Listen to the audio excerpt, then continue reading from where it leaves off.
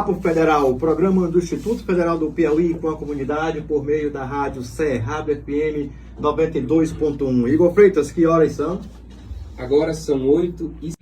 Mas também estamos aqui na companhia do melhor baterista do IFP Campos Corrente, né? Que honra!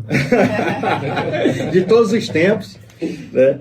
E é o nosso colega Demontier. Seja bem-vindo, Demonte. Pode se apresentar, por gentileza? Muito obrigado. Sou Demontier Rodrigues, sou técnico administrativo do Instituto Federal e, além disso, sou baterista.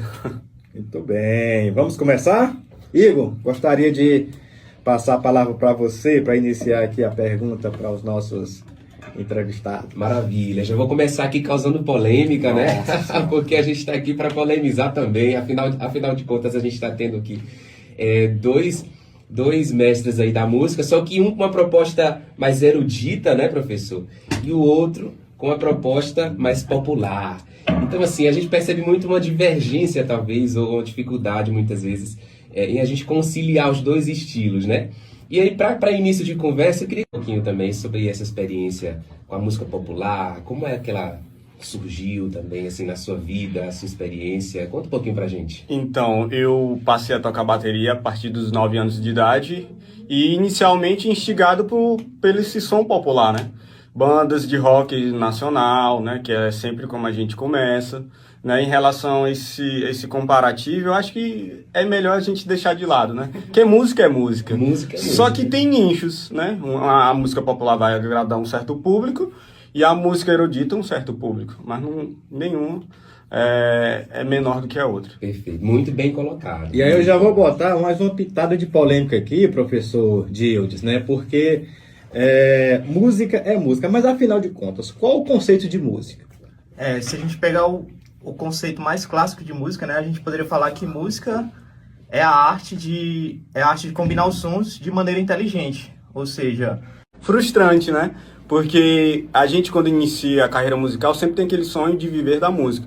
Mas, infelizmente, nem todo mundo consegue por conta disso. De ser marginalizado, de ganhar pouco, né? Então, termina sendo aquele amor bandido. Né? A gente ama, mas sabe que vai se ferrar no final. Em relação ao incentivo, eu tive a oportunidade de conhecer 2 grandes bateristas. Um de nome internacional e um de nome nacional, gigantesco, que foi Aquiles Priester. Participei de uma clínica dele, tive um dia de fã e vi toda a montagem, de toda a estrutura. Um batera, tem um ônibus. Conheço ele. Fantástico. Tocou lá no Bueiro, inclusive. Justamente, né? E Daniel Moscardini, que eu conheci em Brasília nessa última viagem que eu fui, que já tem um nome já com marcas internacionais. E, cara, é demais, mas não é fácil. Eu acredito.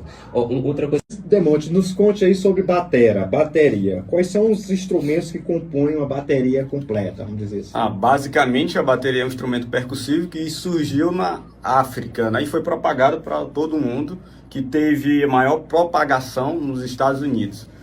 Mas a bateria é um conjunto de instrumentos, né? Entre tambores, entre pratos e ferragem, né? Porque tem mecanismos como o pedal, como o cimbal, que chama, né? Mas, americanamente falando, hi-hat. É o pedal, esse pedal. É o que toca no bumbo, aquele tambor deitado, bem grave. Uhum. E quais são os tipos de tambores? Porque você falou de bumbo aí, né? Uhum. Que compõe ali uma bateria básica. Assim. Uma bateria básica, porque bateria, como o Diego falou, é ritmo. Então, para ter ritmo, precisa, né, de um bumbo, de uma caixa, que chama tarol também, e do chimbal. Tem muito a associação de que esses instrumentos que usa como é o nome daquele? O arco. O arco, né? É associado muito à música clássica e os demais dedilhados mais à música popular. Verdade. Por que isso acontece? Na verdade, vai depender do arranjador, né? Muita gente, por exemplo, toca rock, utiliza o violino, né? Muita banda utilizou o violino, né? O próprio Led Zeppelin utilizou o violino. Alguns arranjos de uma banda de metal, né? De black metal chamada Dimmu Borgir. Eles fizeram um DVD em 2012 com uma orquestra e aí utilizaram violino nas músicas deles. Ou seja, rock não tem nada a ver com música clássica, né? E a galera utilizou uma orquestra gigantesca. Eu tenho esse DVD, então foram na época convidados mais de 200 músicos para fazer esse DVD. E é isso, né? Vai depender do estilo do arranjador, né? Não, se eu quero utilizar um violino no reggae, por que não? Vai depender da criatividade do estilo do arranjador, né? Não vou dizer que o violino... Ou geralmente, onde é que tem aplicação dentro desses ritmos musicais que a gente conhece? Então, eu fico muito preocupado com isso atualmente, porque através do teclado, né, os bateristas provavelmente vão ficar desempregados. Substituir. Mas nada substitui a bateria. Por mais tecnológico que for, a gente tem uma coisa dada pelo divino que nenhuma máquina vai ter, que é o feeling, certo? Essa dinâmica que a gente consegue empregar. Então a bateria é fundamental em qualquer gênero musical. É possível fazer uma música dentro da conceituação que o Dieudes trouxe antes, só com batera? É possível. Por exemplo, um samba de gafieira. Comecei aos 9 anos, através da igreja, né? Igreja católica. Não tinha a mínima condição de ter bateria, que é um instrumento realmente muito caro na época. Só tinha as baquetinhas e comecei a desenvolver, comecei com latinhas, como todo mundo. E aí, aos 13 anos, meu pai me deu uma bateria, né, muito modesta, mas eu comecei a estudar. Depois disso, até hoje, eu sou um instrumentista de bateria. Realmente, eu estudo bateria, né?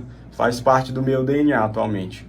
Dieudes falando do Bueiro do Rock, eu fiz um dos melhores shows da minha vida no Bueiro do Rock. Aê, rapaz! E